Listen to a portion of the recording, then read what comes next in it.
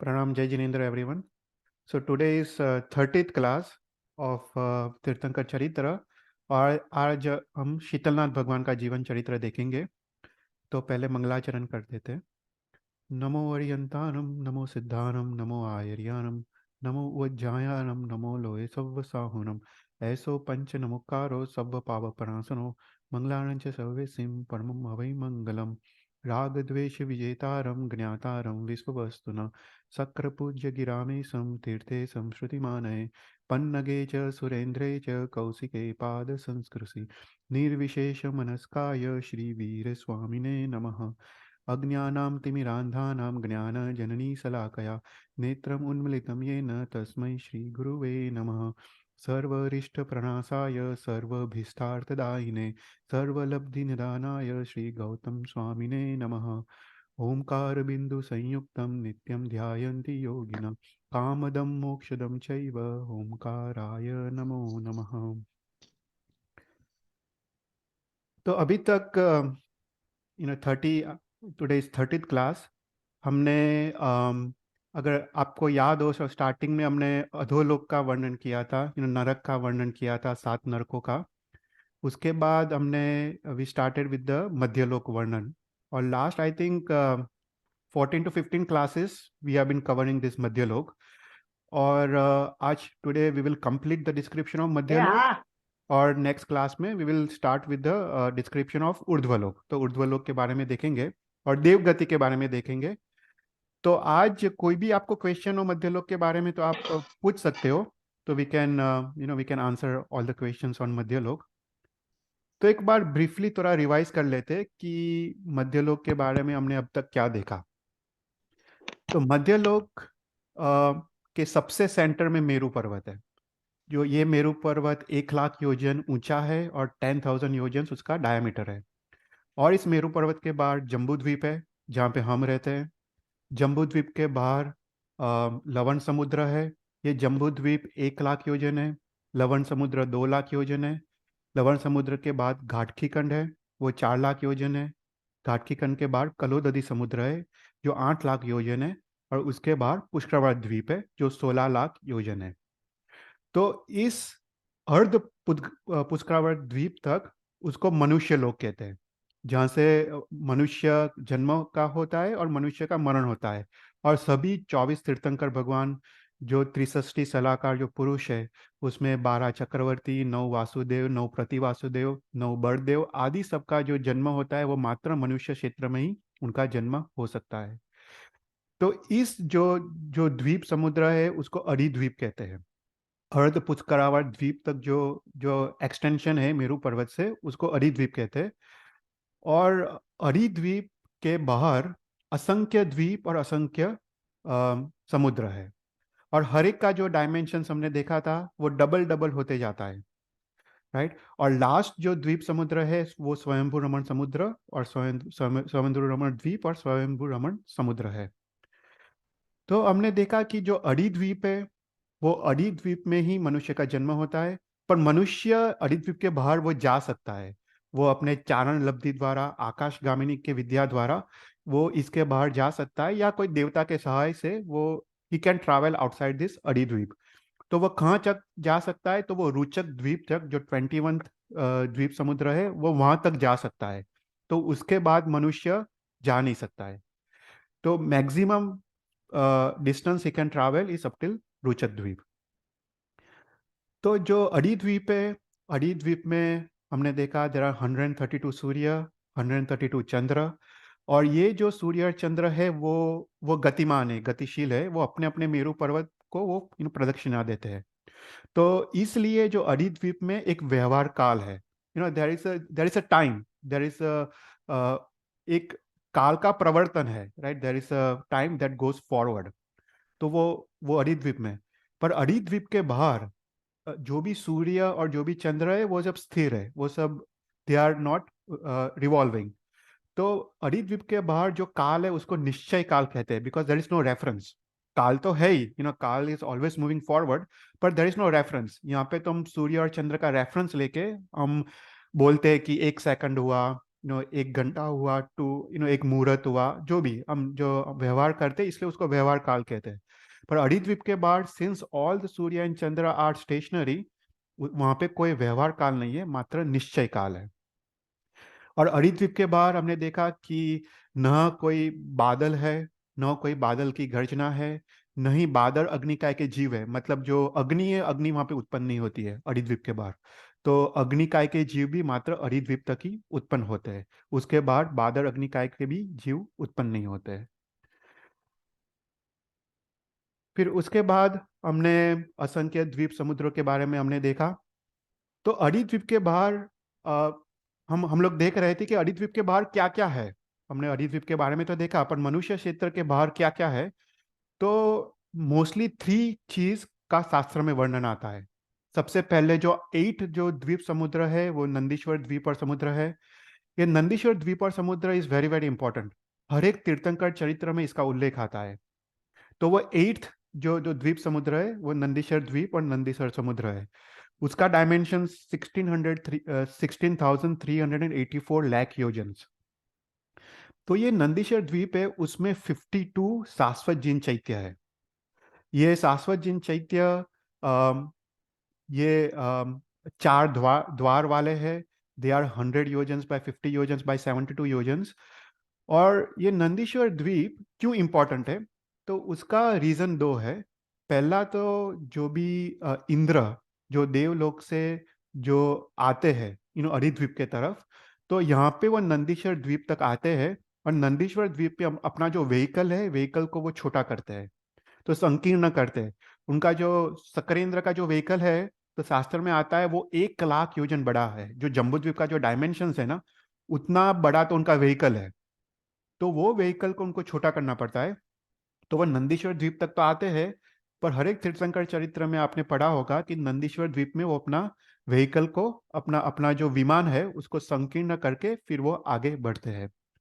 दूसरा उल्लेख नंदीश्वर द्वीप का आता है कि हर एक तीर्थंकर के कल्याणक के महोत्सव के बाद जब ये देव देवी वापस अपने देवलोक में जाते हैं, तो वहां पे वो लोग यहाँ पे नंदीश्वर द्वीप में रुकते हैं।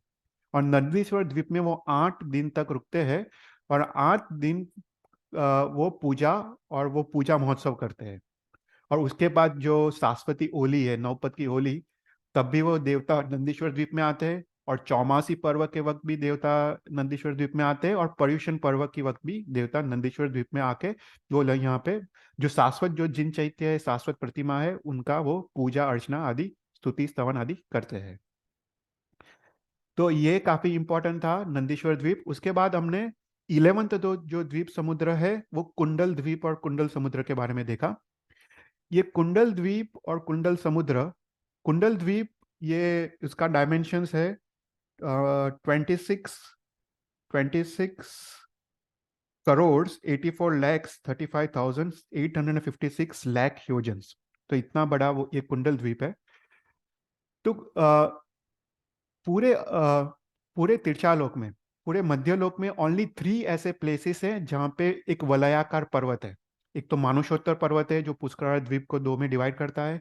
दूसरा ये कुंडल द्वीप में जो पर्वत है, जो ये जो राउंड पर्वत है, वो वलयाकार पर्वत है जो कुंडल द्वीप के मध्य में है। और नेक्स्ट वो रुचक द्वीप जो हमने देखा था लास्ट टाइम, जो जो 21st द्वीप समुद्र है, उसमें भी वलयाकार पर्वत है।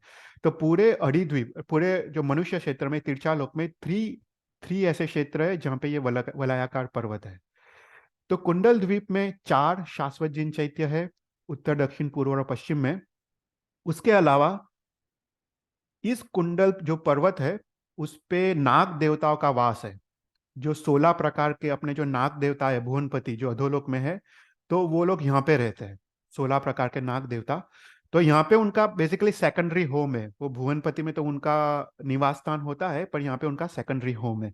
जो 16 अत्यंत पावरफुल नाग देवता का यहाँ पे वास है।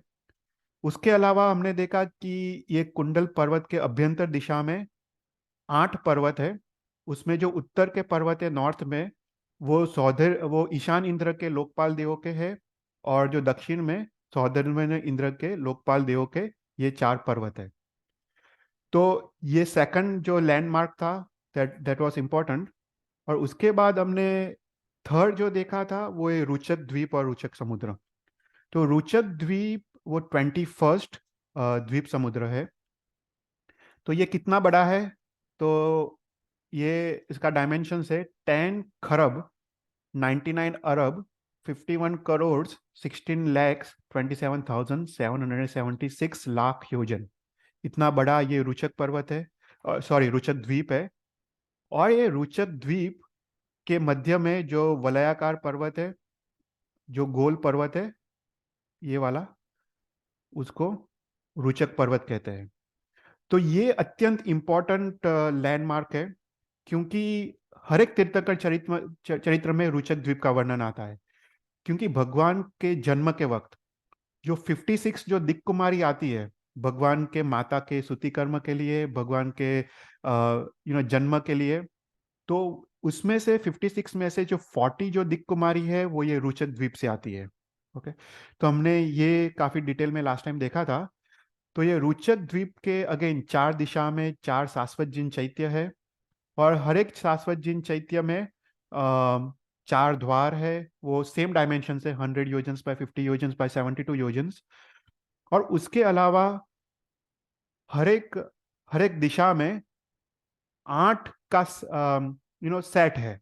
तो पूर्व में जो शाश्वत जिन चैत्य के क्लॉकवाइज और एंटी क्लॉकवाइज, ये जो 8 जो निवास स्थान है उसको पूर्व रुचक की दिक् कुमारी कहते हैं।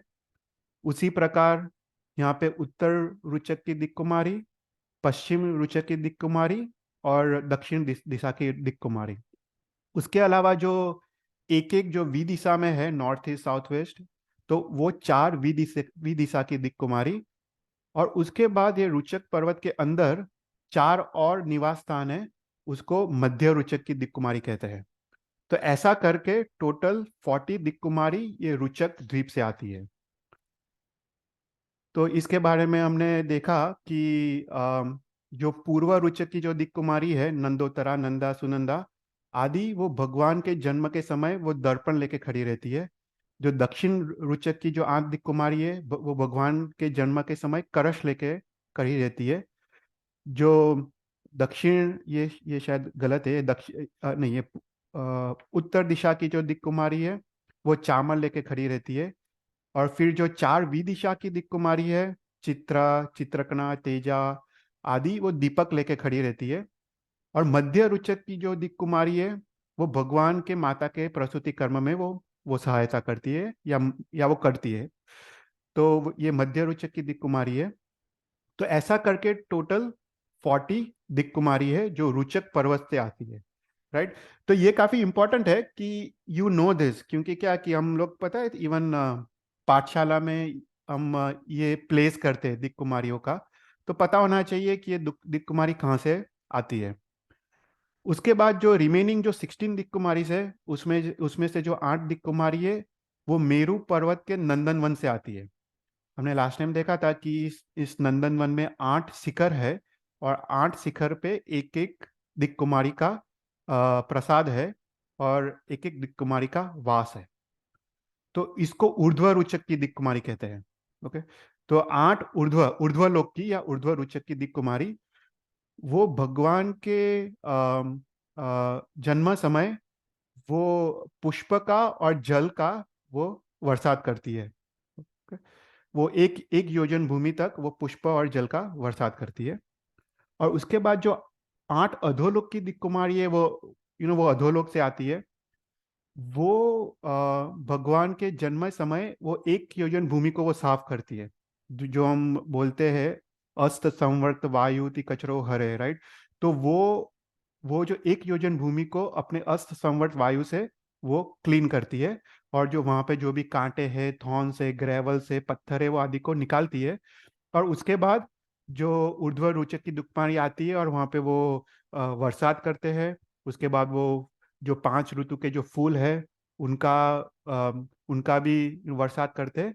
और उसके बाद ये जो अधोलोक की दिक् कुमारी है वो 1000 पिलर्स वाला 5 रूम वाला एक घर या पैलेस का वो निर्माण करती है, और माता और भगवान को वो इस पैलेस के अंदर ले जाके वो भगवान का जन्म यहाँ पे होता है।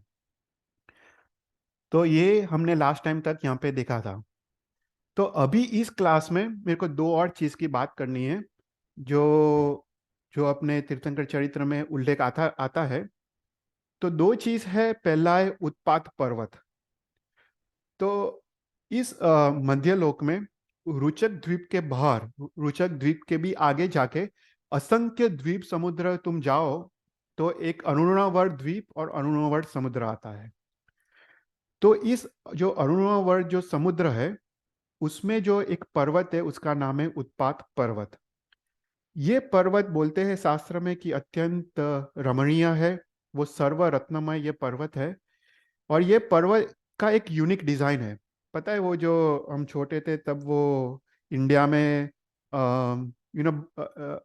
मंकीज को वो डमरू बजाते थे, उसको मुकुंद करके वाजिंत्र कहते थे। तो उस शेप का ये पर्वत है। तो इस जो अरुणोवर जो समुद्र है, अरुणोवर समुद्र में 42 योजन्स आगे जाके ये उत्पात पर्वत है। ये उत्पात पर्वत वो 1022 योजन्स उसका बेस का उसका डायमीटर है। और जैसे तुम ऊपर जाते हो ऐसे वो छोटा होते जाता है और बीच में वो 424 योजन से, और वापस वो पर्वत बड़ा होते जाता है और शिखर पर उसका 723 योजन है और उसकी ऊंचाई 1721 योजन है। तो ये उत्पात पर्वत में कहा जाता है कि ये उत्पात पर्वत में एक प्रसाद है जो चर्मेंद्र देव का प्रसाद है, जो भुवनपति का जो जो 16 इंद्र है भुवनपति देवलोक के, उसमें से एक जो इंद्र है चर्मेंद्र देव इंद्र, उनका यहाँ पे प्रसाद है। तो ये जो प्रसाद है वो 252 योजन्स बाय 124 योजन्स, ये इतना बड़ा उनका प्रसाद है। इस प्रसाद के अंदर एक 8 योजन वाली मणिमय पीठिका है, मतलब एक एक प्लेटफॉर्म, ज्वेल प्लेटफॉर्म है। और इस प्लेटफॉर्म के अंदर चर्मेंद्र देव के युक्त परिवार के युक्त एक सिंहासन है। तो कहते हैं कि भगवान का जब जन्म होता है भगवान का, तब तब ये जब चर्मेंद्र देव अपने परिवार के साथ सबसे पहले वो उड़ के उत्पात पर्वत तक आते हैं। वो यहाँ पे उत्पात पर्वत पे वो अ, यहाँ पे विश्राम करते हैं। और उनको फिर जहाँ पे भी जाना हो, वो भरत क्षेत्र हो या ऐरावत क्षेत्र हो या महावीर क्षेत्र हो, जहाँ पे भी भगवान का जन्म हो रहा हो, तो वहाँ वो ये उत्पात पर्वत से वो उड़ के अपने स्वलब्धि से वो उन क्षेत्र में जाता है। तो इसलिए उसका नाम उत्पात पर्वत है। उत्पात मतलब उड़ने वाला पर्वत, क्योंकि चर्मेंद्र यहाँ से उड़ के वो जहाँ पे भी भगवान का जन्म होता है वहाँ पे वो जाते हैं। तो ये उत्पात पर्वत का उल्लेख काफी तीर्थंकर चरित्र में आता है। और उसके बाद उत्पात पर्वत के आफ्टर आफ्टर द उत्पात पर्वत, ये सेम समुद्र में अरुणोवर समुद्र में एक अत्यंत इंटरेस्टिंग चीज होती है। तो उसको बोलते हैं तमस्काय। शास्त्र में इसका नाम है तमस्काय। तो अभी आज के मॉडर्न साइंस के हिसाब से it's more like a dark energy या डार्क फील्ड, उसका जो वर्णन है उसी प्रकार का वर्णन हमारे शास्त्र में आता है और हम उसको तमस्काय कहते हैं। तो कहते हैं कि ये जो तमस्काय नाम का पदार्थ है, तमस्काय मतलब तम मतलब अंधकार और काय मतलब समूह रूप, वो अपकाय जीव के समूह रूप ऐसा एक पदार्थ है। तो ये पदार्थ अणुवर्त समुद्र से ऊपर उछलता है। तो बोलते हैं कि ये 1721 योजन तक जो उत्पात पर्वत का जो हाइट है वहां तक वो दीवाल की तरह स्ट्रेट ऊपर उछलता है। उसके बाद असंख्य योजन तक वो एक बर्ड के केज की तरह वो वलयाकार होके वो ऊपर ऊपर उछलता है। या किसी को कोई क्वेश्चन है? अच्छा, वॉल्यूम कम है। अच्छा, ओके। पता नहीं, शायद मुझी को थोड़ा कम आ रहा है। मैंने तो अपना वॉल्यूम एकदम हाई किया है। अच्छा अच्छा। अच्छा, सबको सुनाई दे रहा है?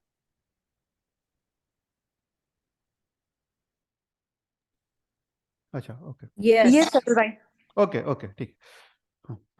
तो ये जो तमस्काय नाम का जो पदार्थ है वो 1721 योजन तक वो एक दीवार की तरह, वॉल की तरह ऊपर उछलता है। और उसके बाद एक बर्ड के केज की तरह वो एक आकार, एक वलयाकार आकार उठ के असंख्य योजन तक वो ऊपर उछलता है।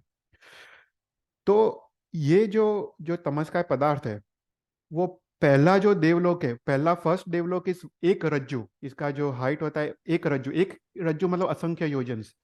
वो पहला सौधर्मेंद्र और इंद्र, जो देवलोक है सौधर्मेंद्र, अ, उस उससे ऊपर उछल के जो ईशान इंद्र है, उससे ऊपर उछल के जो थर्ड देवलोक है सनत कुमार, उसके ऊपर उछल के महेंद्र देवलोक, और उसके ऊपर उछल के जो फिफ्थ देवलोक है ब्रह्म देवलोक। तो ब्रह्म देवलोक के जो थर्ड प्रतर है, हम एक बार देवलोक का ज्योग्राफी, आई थिंक एक आवाज आ रहा है।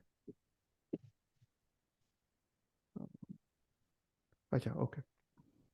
तो ये तमस्काय पदार्थ फिफ्थ फिफ्थ देवलोक तक वो ऊपर उछलता है। ओके।